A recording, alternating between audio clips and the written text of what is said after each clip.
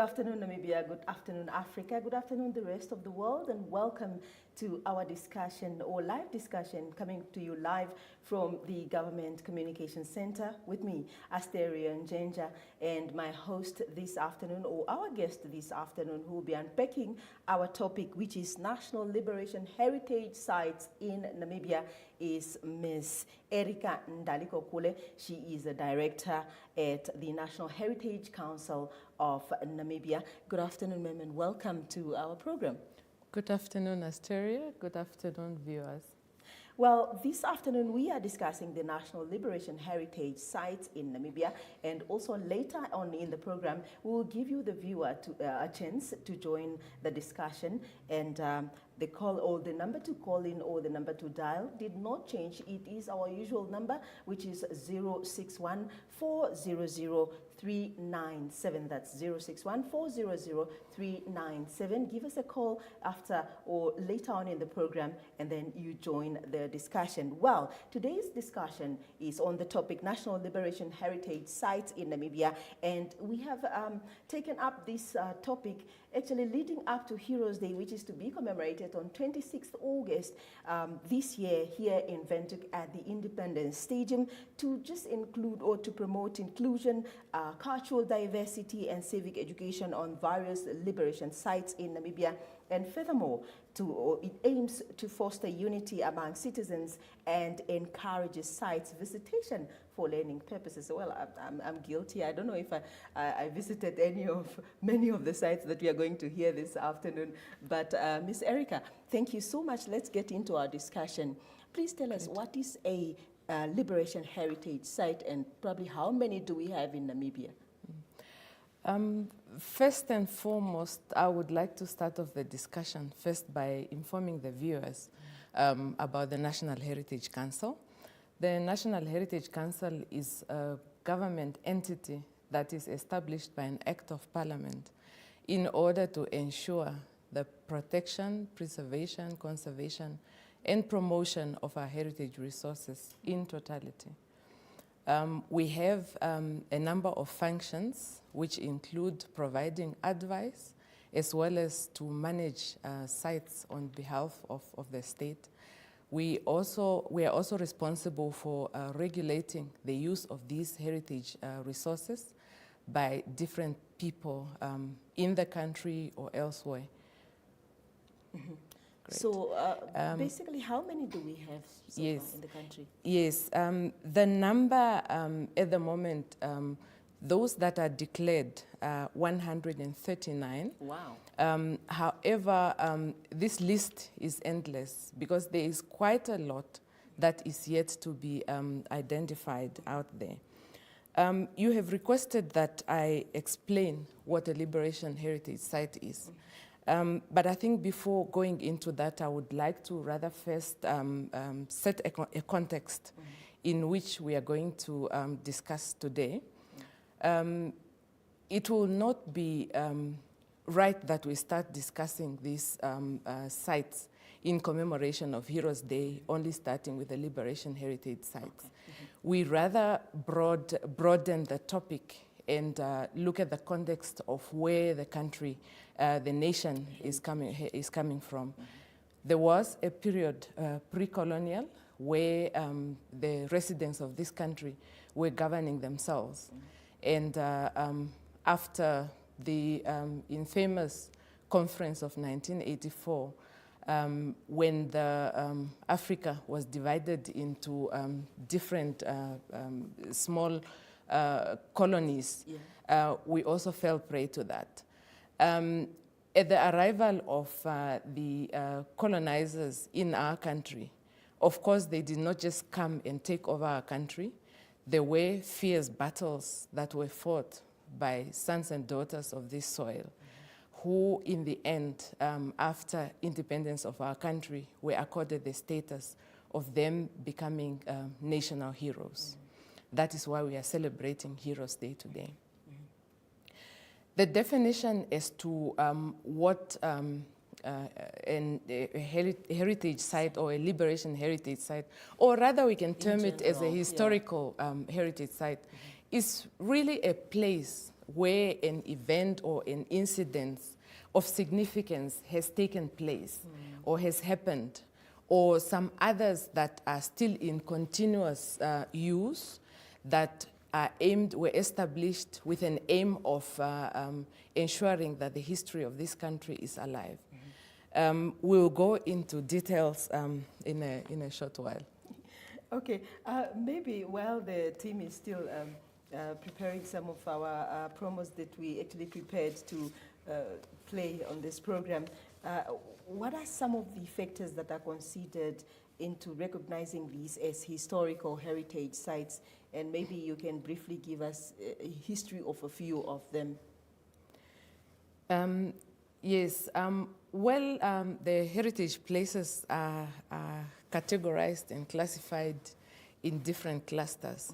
But maybe speaking more specific about the historical ones that we are to discuss today, there are those that are coming from the period of colonial resistance, where a number of battles were fought. Like, for instance, the Battle of Ohamakari, where mostly the Oshiherero-speaking Namibians have actually started to resist the colonialism, and them having started moving eastwards into what they affectionately call the Omaheke land or Omaheke area, is actually one of them.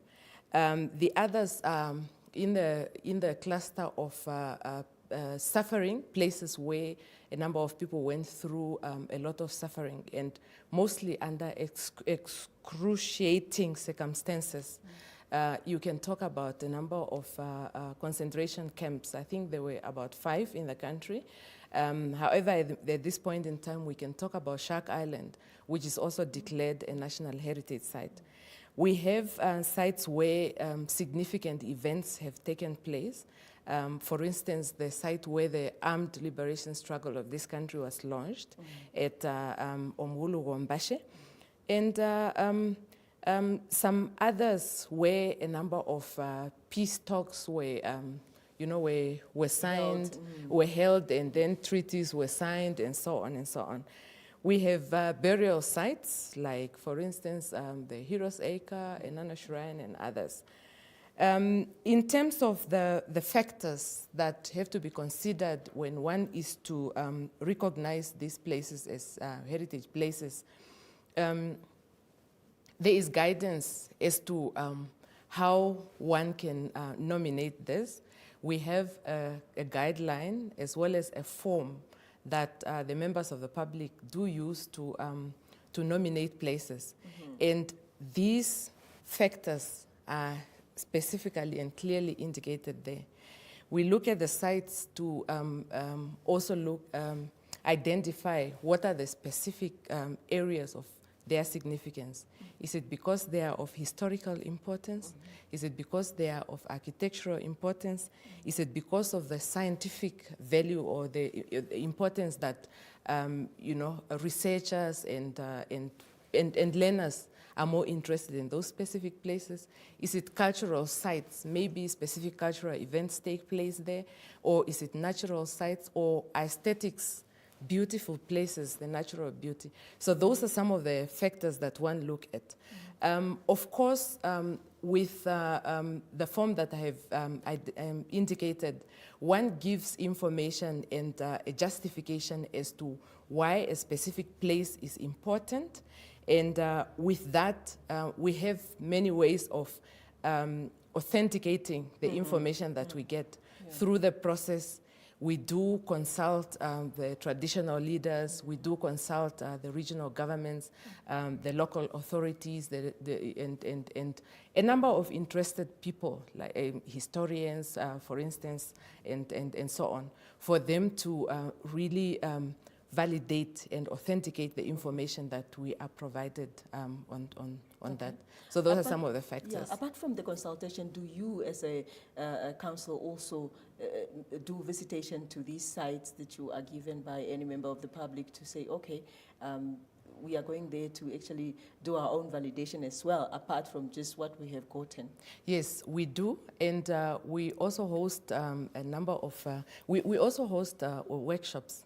A workshop at the beginning, before the Secretariat even starts working further on a nomination that was received. And it is at that place where we inform the public as to the information that we received, and they validate that. Maybe going back into the different sites that you have asked about. I spoke about the Battle of Wahamakari that was fought in the Waterberg area. And then we move on to Odhombu Vindimba. Is a national heritage place which was declared as such in 2011. It is in Oshinene constituency, around less than 20 kilometers east of Oshinene. At this place, when the survivors of the Battle of Wahamakari moved eastwards, that is where they went to congregate. And unfortunately, the history we have on record is that the wells from where they were drawing water were poisoned, and a lot of them died. It is again a place where the extermination order, the infamous extermination order against Ovaherero, was issued by Lothar von Trotter on the 2nd of October, 1904. So yeah, that is one of the sites. Quite interesting. Is there any other that you can point out, at least apart from the Heroes Acre that most of us know, and your Enana shrine? Which other can you point out that you can actually give us a brief history and its location? Yeah. I mentioned Shark Island at the beginning, which is in Lutherite. You've been to Shark beautiful, Island? Yes. Yeah. Yeah, it looks beautiful now. However, when you hear about what has happened on Shark Island, the history is really sad. It was a concentration camp where men and women and children were killed. They were forced to hard labor, and they were not fed appropriately. They suffered at the hands of the cruel weather conditions in that part of the country, because they were not clothed properly. And that is what characterized their days during those days. It was a concentration camp, and it is one of the suffering places that I mentioned before. We can then move on to other sites that are more related to the liberation struggle. We can talk of Ombulu Gombashe. Of course, I have mentioned mentioned it already when I was talking about the different clusters of historical sites. Ombulu Gombashe is in Tsandi constituency and in Omsati region, and that is where the war of the liberation struggle was launched on the 26th of August, 1966. The site is named after the place where it is, because we understand that it was a forest that was really rich with giraffes. So Omgulu is a forest, and Ombashe is giraffes. Yes, that is what it is called. Yeah. I wouldn't really go much into all the details. We have 139. Yes, because we have a number of sites, and I would really like people to go and learn specifically and ask questions and see what is on at these sites. I will really speak really briefly about these specific sites. Okay, so when you say you are inviting the public to go and visit these places, is there a fee that needs to be paid? Are there tour guides who can explain, who know the history of these sites? Yes. Yes, definitely there is a small fee that we need to collect in order to plow it back in the maintenance of these sites. We have a differentiated pricing strategy where Namibians have got to pay the least. They are here, they can get to the site with ease. Everybody else can also get to the site with ease, but we have these different classifications, but everybody, irrespective of age, race, you name it, religion, you are all welcome to all the sites, the Liberation Heritage sites. Yeah. Why is it important for us to actually preserve these places? And in what way do they actually affect the lives of local people in Namibia as a whole? Well, in general terms, heritage epitomizes our identity. And a nation without roots, it's like a nation without heritage is like a tree without roots. Therefore, that which is important to you, you look after. So it is important to us that these places remain in existence, because if I may use a famous quote of a liberation struggle icon, late Andimba Toivo, when they were going through the trial after the Battle of Ongulu Wambashe, after they were arrested after the Battle of Ongulu Wambashe, he cited a famous quote that the liberation struggle will be long and bitter. Well, for the future generations, they will be able to measure by calculating the number of years that the liberation struggle lasted.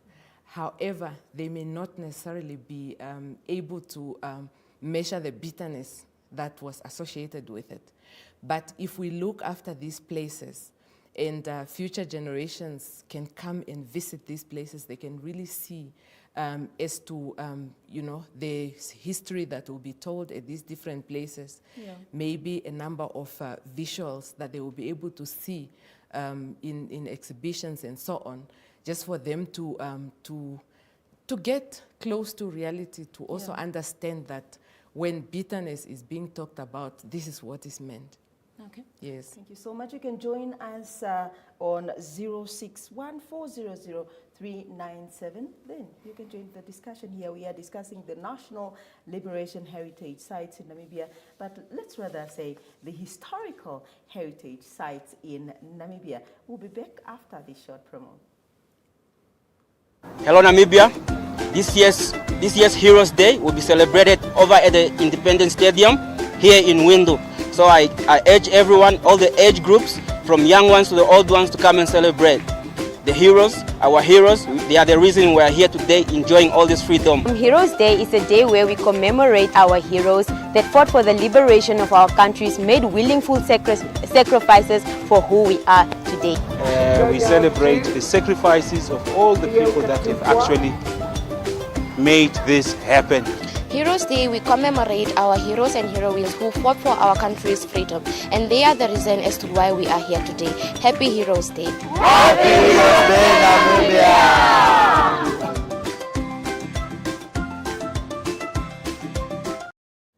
Welcome back, and if you have just joined us, you are watching a live discussion coming to you live from the Government Communications Center with me, Asteria Njenja, and I have our guest here in the studio, Ms. Erika Ndalikokule. She is the director from the National Heritage Council of Namibia, just unpacking for us the importance of national heritage sites or historical heritage sites we have in Namibia as we lead up to our Heroes Day commemoration. But this, we are not only speaking about the liberation struggle sites.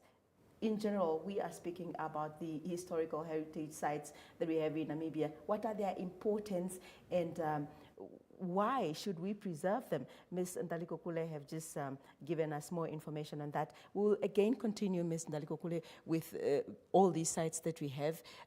Apart from the ones that you mentioned, what other that you can actually pin or pinpoint out for us with their history and location? Yes, at the moment we are really, I'm really concentrating only on those that are declared. Yeah. But there are many, many more that are yet to be taken through the process. I would like to talk about the three sites that, which are burial sites. There is one at, in the town of Otapi. There is one in Ondeshifilwa in Engela constituency in Ohangwena region. And these two sites, they came about as a result of the battles that were fought on the eve of the implementation of the 435 resolution of the United Nations. In those specific towns? In those specific areas. Well, some of these bodies, one understands that there were, a number of battles. There was one here, there was one there, but then the bodies of the plant fighters were collected and came to be dumped. Like, for instance, at Ondeshifilwa, they came to be dumped in a shallow water marsh where they were then left, and the people in the area had to make sure that at least they do something just to make sure that they cover up the bodies. So these places were declared as national heritage places, and as I mentioned, the bitterness that we are talking about, when one comes to a burial site, you understand what goes with with the pain of a loss of loved one. Yeah. More so for somebody who was really struggling to make sure that you gain independence in your country. Okay. I would also like to talk about Enana Shrine, which is in the town of Enana. It is declared as a heritage site as well. And this is a final resting place for the remains that were found at one of the places that was firstly used as an army base in Enana. They were buried in the shallow graves where they were found, and the government decided to give the people who were buried there a befitting burial and a resting place. So they were buried at Enana Shrine, and that place is also declared as one of our historical liberation heritage sites. Oh, great. Join the discussion, pardon me, at 061 400 397, 061 400 397. I also want, we are also live actually on our social media platforms. You can go there and give your comment or question, then the directors will be able to actually give it to us, and then we ask it on air or live. Thank you for joining the discussion, 061 400 397. And we continue. So how are these sites, or these historical heritage sites, being used to actually address our contemporary issues, for example, or challenges of ethnicity, regionalism, discrimination, and others? These places, we regard them as places of unity. When we think about the hard and dark days that the nation has gone through, we can only look back and really appreciate those whose blood waters our freedom. These places being in existence, they are being used as places of learning. Like, for instance, as I have explained before, that young people will not get to know what we went through as a nation, but their existence is actually a physical evidence of the road that the nation went through to gain independence. Yes. 061 400 399 is the number to dial, or go to our social media platforms, post your question there, and then we'll be able to give you an answer on that. So who can actually visit these sites, and what are the procedures that they need to follow? Yes, as I mentioned earlier, these places are open to everyone to visit. There is not really any specific procedure to be followed, with an exception of really showing up. Yes, there are times that one really wants to make sure that when I get there, there is somebody to look after my, my little ones that I'm bringing to the site for learning purposes. In that instance, then one will then be required to make a booking and explain that you are coming with a group of school children on this specific day, so that you make sure that there is somebody really to take you through the site and narrate the story behind the existence of the site. Okay, so there are actually no restrictions age group, anybody is actually No welcome restriction at all. to visit. It's open to humanity. What is your institution actually doing to promote the visitation to these sites or the influx of people to the sites? Well, there are quite a number of activities that we carry on.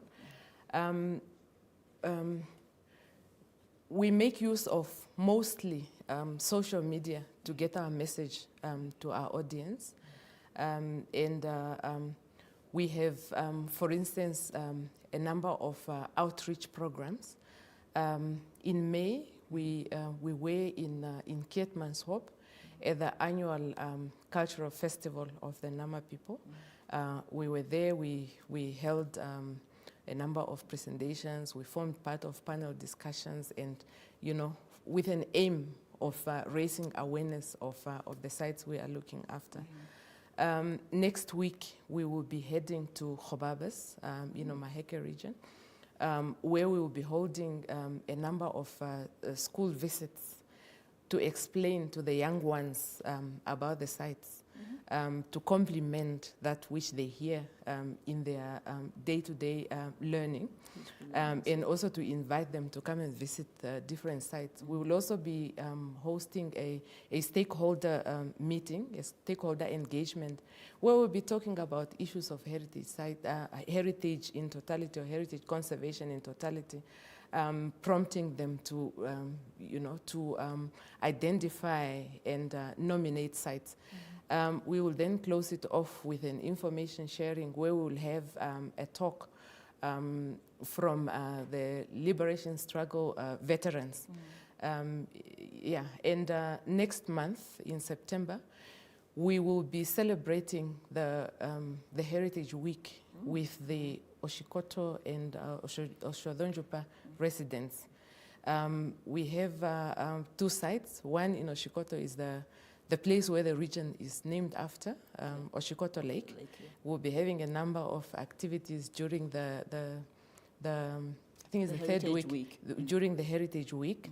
And at Hoba Meteorite, which is in Oshodonjupa, just outside Grootfontein, we'll also be having a number of talks related to, the specific theme of the site, the astrology. Yeah. Yes. Okay. Thank you so much. Yeah. We'll be back after this short promo. Hello Namibian, happy Heroes Day everybody. This year Heroes Day is going to be celebrated in Windhoek. Happy Heroes Day, and I'm so excited that the Heroes Day this year is going to be celebrated here in Windhoek in Independence Stadium here in Namibia. Happy Heroes Day Namibia. This is Heroes Day. Come one, come all. Thank you and peace. Happy Heroes Day Namibia!